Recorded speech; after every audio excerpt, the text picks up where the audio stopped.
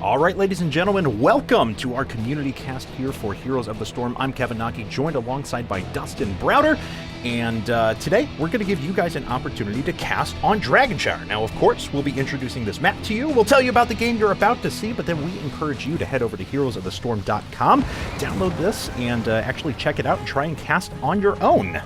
So let's have a look at what's going on here with these teams. We've got blue team here on the left-hand side of the map with Tyrael, Demon Hunter, Raynor in his Patriot uniform. We've got Zeratul in his Samurai uniform, and we got one more over to the right. We've got Mecha Tassadar, yes! which is one of my favorite skins in the whole game right now. And on the right-hand side of the map is the red team. We've got another Tassadar player. We've got Abathur there burrowing underground.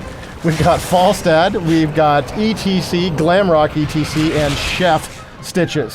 So we've made a few changes on this map. What you need to do on this map is control two shrines, one in the top lane and one in the bottom lane. And once you control both shrines, your team will gain access to the Dragon Shrine. If you get a hero to that shrine, a hero can channel on that giant statue and gain control of that statue and then stomp down any lane they want and start smashing stuff to pieces. So watch for these teams try to gain control of the shrines and ultimately gain control of the Dragon Knight himself. That's right. So we're going to start things off here into this game, and I just want to take a quick second to say that I echo your thoughts on Mecha Tassadar. I want nothing more than just to see massive 1v1 battles between him and Kaiju Diablo. Absolutely. So that's it. All right. Those asides out of the way, we have Tassadar here with ETC for the red team in the mid lane, and looks like Tassadar and Zeratul on the other side. Already aggressively trading back and forth here. Zeratul actually taking quite a bit of damage.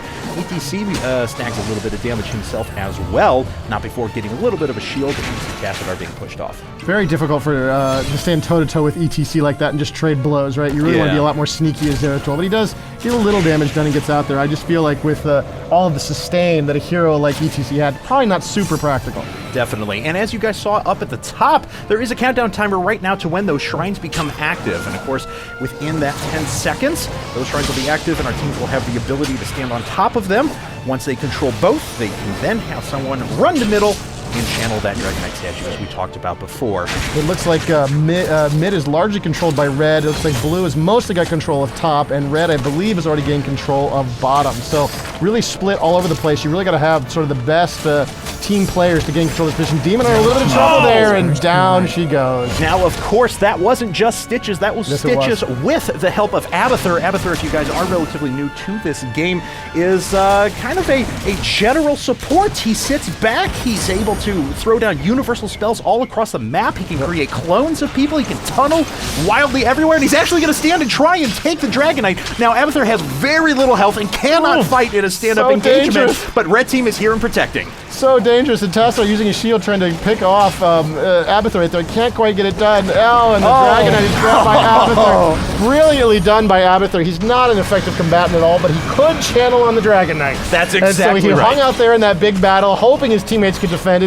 He managed to grab the Dragon Knight. This is a huge, huge push for the red team. They've got 4 players, and they've got Abathur in the Dragon Knight, smashing here up this middle lane. Boom! And there goes Patriot Raynor. He's thrown to the side, of course. This Dragon Knight does have 2 abilities. It has the ability to throw down that cone of fire you saw, and it also has that big kick, which does damage and sends opponents hurtling across the map. Tassadar immediately mounts up and tries to get back into the fight. Now, of course, there's only 24 seconds and 22% health left on the Dragon Knight. When it dies, Abathur is going to pop up right where that Dragon Knight dies. And because he's so slow, he's going to need to tunnel or get out of there as soon as possible. Yeah, he's going to take a lot bit of beating here. Can he get out in time? He's getting shielded. They really want to pick him off. Nobody is more annoying than Abathur. If you get a chance at him, you're going to drop him, and Zeratul there with the kill. That's right, but blue team is paying a pretty big price for it. They, of course, lost all of their turrets, their towers here up at the front. They're very low in health. Red team wanted to pursue. Not even Falstad can get in there with one of his shots, and looks like blue team, for the most part, will be able to walk away. So we're tied in levels right now. Red has the advantage because they did pick up that early Dragon Knight, but blue's done a very nice job at minimizing the losses from that. Yeah, they're doing very, very well in this position. You'd think they'd taken a lot more damage there, and they did manage to sort of hold off that fight. You can see that the kills are still clearly with the red team, or with the blue team rather. I'm reading it wrong. It is with the red team. It's only 2-1 right now. in favor of red. And looks like we got a camping picked up over here by the blue team. Yeah. Going for sort of some backdoor shenanigans there, trying to grab those mercenaries. And a great job by Megatassadar there to actually drive away ETC. Falstad knows something's up, though, and he's going to fly in, but it looks like blue team's going to be able to pick up these Siege Giants before red can stand on top. Abathur coming in to support ETC while Falstad fights as well. ETC's just going for this. Tyrael was taking damage for Raynor there. That is one of his abilities at E. And a very nice little move as he actually Qs. That throws his sword on the other side of the bushes, then he activates it again to catch up to it. He starts running away. I'm not sure that's what he wanted to do, was leave Raynor and Alice there behind, but I guess it was worth it. I guess he figured they were dead anyway. But they managed to fight their way out of hell there. And they are now pushing back. We've got, you can see the infestation there on ETC, that green glowy and that Zerg symbol over his head means that Abathur is inside that hero, helping him out. Abathur has the ability to fire abilities off of that hero. Wow, just great use of these giants. They're sort of pounding away at this position. And it looks like red is going to regain control of this position and stop those mercenaries. Yeah, that was still very risky from Raynor there to jump in. He just wanted to draw fire from those Siege Giants, get a few more hits on that fort. You know, but he almost lost his life for it. It was a risky play, but so far it looks like it's worked out. Zeratul trying to dash in. Maybe he can get an opportune blink to get right on top of ETC, but ETC disappears behind that wall. Not going to happen. He really wanted to get Falstad goes down. Great teamwork there by the blue team, trapping him in that position. And it looks like everybody's going for the shrines right now. We got blue going bottom, we got red going top, and blue kind of has control of the middle position depending on what they do here. Looks like they're committing hard to the top to gain control of that shrine, looking to push back Stitches. Blue has fought back exceptionally well. They've tied things up in level. We're dead even at the moment. Stitches does pull Zeratul off of that shrine. That is going to keep it neutral for a little while longer. Oh, but a blink from Zeratul right back on top of the shrine. He's going to try and activate that. That means the Dragon Knight can be captured by only blue team here in the middle, but there's already 2 members of red there, and they're not going to be able to channel that for long enough to gain control of the Dragon Knight. Yeah, it's going to be a big fight here in the middle. They really don't have him in position. They've even been driven off of it at this point. And ETC, of course, with that hook, did a lot of damage to Zeratul. And now he's gained control of the top position. Suddenly, red's got control of both of these shrines. And now blue has got to fight for their lives and maintain control of this middle position to prevent this from occurring. I don't see anything happening with blue capturing the shrines. I think the key battle is going to happen here in the middle. And that was really smart of red to take a Merc camp at the same time. That means they're going to put additional pressure on one of those lanes, potentially draw up some of blue members to that top lane, and that'll give them better access to this Dragon Shrine. But blue team's not taking the bait quite yet. We have 3 members sitting in the middle because they know if they give up that Dragon Knight, it's a huge swing in red team's favor. And it looks like, yeah, they've still got control of both shrines. Red pushing pretty hard. Blue's looking pretty beat up here. They're scattering away. A lot of trouble here. Abathur doing a ton of damage from Falstad. Raynor trying to get out of trouble there. ETC in pursuit. And there goes Tassadar. I think he's going to get it. Oh, he manages to grab it. Raynor with the last disc attempt to try to stop him. Doesn't pull it off and gets driven back. I was just secretly hoping, though, of course. Falstad does a short-range fly in there to try and secure the kill on Raynor, manages to snag it. I was just hoping the Dragon Knight would start kicking people away. That's really all. That's really all you want to see is the Dragon Knight giving somebody the boot. But the Dragon Knight is going to be a very powerful force here in this mid lane. We see other members of red coming down to support it. Stitches, though, with a little bit of help from Abathur earlier on, is sitting, though, in the top lane, which is continuing to push as well. This is a massive swing. You see in the space of about a minute and a half, now a 2-level difference between our 2 teams. Yeah, and because of that Dragon Knight, they're really able to maintain their position right here and do a ton of damage. The Dragon Knight going up top, he sees the advantage. He's destroyed middle lane, and he's not getting any further into the town there, but Stitches done so much damage up here, he'd love to get something done. So he's pushing top as well, trying to help out Stitches, while red sort of gathers around the Dragon Knight and tries to protect it a little bit. Yeah, Falstad took some pretty big damage there as the fight is actually developing around these knights. And there's ETC jumps straight up, doesn't hit anyone with his ult, unfortunately, and almost pays the price. No, he in fact does die. Dragon Knight goes down. And who was standing in that? I think that was Tassadar. It was Tassadar. Yeah, and he goes into Archon mode, which is my favorite ultimate. We were discussing this earlier. Yes. And while he can dish out some serious damage, I thought he was going to sneak a kill, but he dies. He was just so alone. It was surrounded by his enemies. He doesn't have that much health, so he can do a lot of damage in Archon mode, as you were saying. And you get even like 1 tank in front of you to protect you. Yeah. You can just phaser through anything you want with that guy. But yeah, he was in a little bit of trouble there. Ultimately got surrounded and taken down. Blue is really beat up, but feeling very frisky. They want to try to get something done here. They've been taking a beating the whole game. They are still down by just a level. They're about to make up that difference, but it looks like they're going to have to pull back and heal up. Yeah, Falstad was smelling some blood in the water there. He saw 4 members of blue that were extremely low in health and tried to jump in and make a heroic multi-kill there. Couldn't quite land it, though. Snagged a 1-for-1, but he unfortunately did, of course, pass a bit more experience back over to blue, which, as we said before, we're now tied up in levels. Yes, we see red team's about to hit 13 quicker than blue team will, but there's still a big opportunity for blue here while things are tied up to try and wrest back control of this game. You see these players spreading out a little bit, trying to pick up as much experience as they can. They want to be in position to grab those experience points for their team. So you want to spread a little bit and then, of course, come together exactly the right times. And then if the level difference starts to get bad again, you may need to spread out again to try to grab the stuff that you need in order to keep your team in the leveling game. All right, Merc Camp's going down now. Red team going to start pushing up those lanes. Falstad's going to die, though, for that effort. Mecha Tassadar trying to run away. The other Tassadar can't catch up to him. Demon Hunter has actually died a few times here trying to jump into fights and save the day. And with a little bit of shielding, looks like he will get away. This is a bit of an overcommitted ETC, but there's so much health there, especially with Abathur supporting him. He just walks away. He can get away from that. You can see Abathur's infested him there. He's going to give him some additional shots. Abathur obviously choosing ETC as his favorite, and ETC's decided he's had enough. He's going to get out of here, get himself to a healing well, and get back into this battle. And Stitches has pretty much just been doing his own thing in top lane the entire game with Abathur's help every now and again, but has done some really great work. But now's the time when Red Team really needs those hit points and really needs those grabs from Stitches to connect. Yeah, this has been a fairly low kill game. You can see there's only 7 kills for blue and 6 now for red. Despite this position of the game, we're at level 13 and 14. It looks like Rainer's in a little bit of trouble there with ETC in pursuit. And it looks like Demon Hunter's getting out of there as well. So red sort of gaining control of the middle as blue scatters away.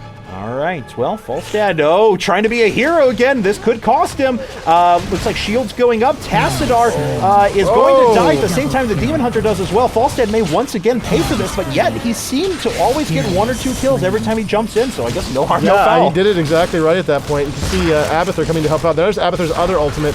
He will now copy ETC, and now there's 2 ETCs on the battlefield, one controlled by Abathur, one controlled by the regular ETC. It's what makes Abathur so challenging to play. You need to know what the powers of all of your allied heroes are, so you can sort of remember what to do and when. Makes it extremely challenging using that ultimate. Yeah, and it does have a long cooldown associated with it as well, so Stitch is trying to land that grab, can't get it. It looks like Zeratul going to walk away. Tyrael was backing him up there, but Tyrael actually wasn't doing much. He was just kind of sitting around and absorbing damage for a while, like nobody's paying attention to me. I guess I could do this. We got both shrines controlled by red, and red gets the Dragon Knight again, charging across the battlefield. Blue scattering in front of this, missed hook by ETC. Blue a little bit beat up, but still absolutely in this at this point. The level difference is only up by 1 for red.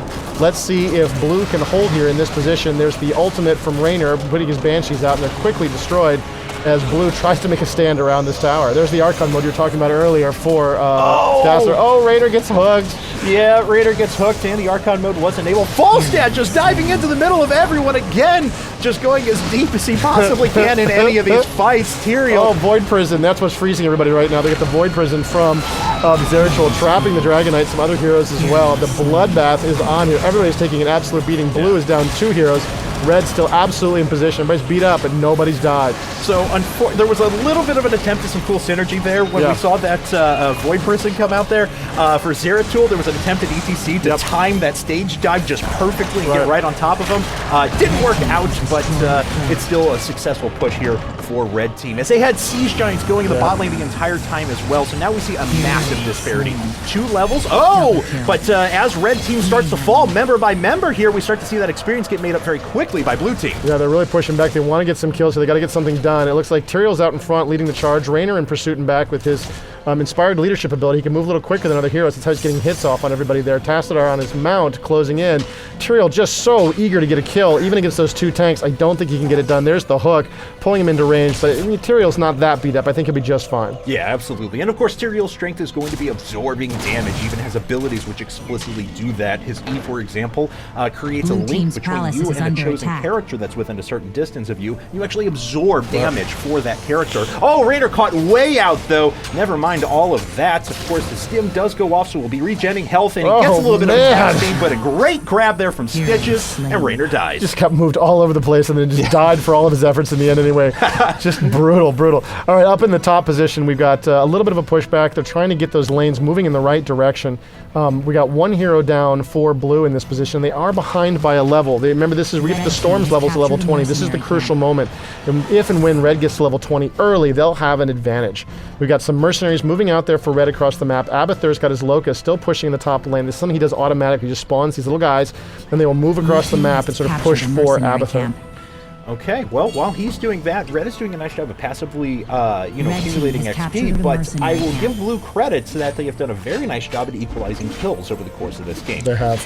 They're doing a very nice job of kind of holding off these death pushes when things seem like they're going to snowball just a little bit too far in red team's favor. With 4 Siege Giants here in the bot lane, this is a lot of pushing power, but blue intercepts this very quickly, and they're actually starting to make up some of that experience. They are doing pretty well here. There's a Demon Hunter, a little bit of danger there. There's looks like a Tassadar got beat up and is forced to run for his life. ETC trying to get out of there as blue does a ton of damage to him. Raynor in pursuit with those Banshees. It looks like Falstad's going to grab that top shrine. The bottom shrine's going to be grabbed by blue, and so that'll give blue a little bit of time before they have to worry about the Dragon Knight again. And it looks like red manages to get out of there without any really serious damage occurring, but the level difference is still fairly critical. Yeah. We're still down a whole level for blue, and it looks like they're really trying to get out of this position here in the bottom. They're a little bit out of position. They've only got a couple heroes here, and they're kind of trapped. I don't like this position for Tassadar. And Raynor looks like he took his talent where he can manually activate his stim pack, so he did try and dash away from there, but of course he left his buddy Tassadar to die spectacularly, and that does give control of the entire map once again over to red team. Wow. Falstad comes in, but Raynor's already there, and we have a fight. Wow, Raynor, this is the battle for this shrine. Of course, it's not going to be a fair fight because ETC is going to run up here and just wreck his day. Falstad, already wounded, is going to grab... Oh, and he manages to pop... Oh, well done! He gets into position where he can potentially defend this. Zach really wants it. He's going to be driven away. And that was that Void Prison, which came down. Of course, that makes everyone who's trapped inside of it invulnerable. But of course, they're held in place for exactly 5 seconds, and your team knows when to jump back out. Oh, and Zeratul dies. Falstad's going to go right back to the Dragon Knight because blue has to scatter. A nice escape from Tyrael once again, but of course, it's just delaying the inevitable. Yeah, they really did make a brave play of it there, but it wasn't quite enough. How about if they're hiding in the bushes right there? I don't think he's been spotted, and this is great for him because he can be close to cast a lot of his, put down his, he got spotted after all by Demon Hunter. She sniffed that out. She saw where those locusts were coming from, and he managed to get out of there in time. Oh, another town goes down. Blue in a lot of trouble here as red is pushing hard. Yeah, we still have 35 seconds left on this Dragon Knight, and that may be enough time to just allow it to kind of face tank this Palace. And Palace is taking some significant damage here, already down very far in health. Red team trying to back up as they take a little bit of damage there as we see Stitches getting out of the way, but all guns ahead on this Palace. Oh, unbelievable. And down it goes. Well played, Team Red. Blue with a valiant defense, but in the end, just not enough. There it is, GG. So, ladies and gentlemen, like I said, if you want to take a crack at casting this game, make sure you check out heroesofthestorm.com, and you can download this, and we want to see your best results. Always, you can check out all the latest news and information about Heroes of the Storm on heroesofthestorm.com, or follow us on all of our various different social media devices. We are Blizz Heroes on pretty much everything: Facebook, Twitter, YouTube. So please do check that out, and we can't wait to see how you guys cast this game. For Tim Frazier, Dustin Browder, and Kevin Knocke, and everyone here at Blizzard Entertainment, we hope you have a wonderful day.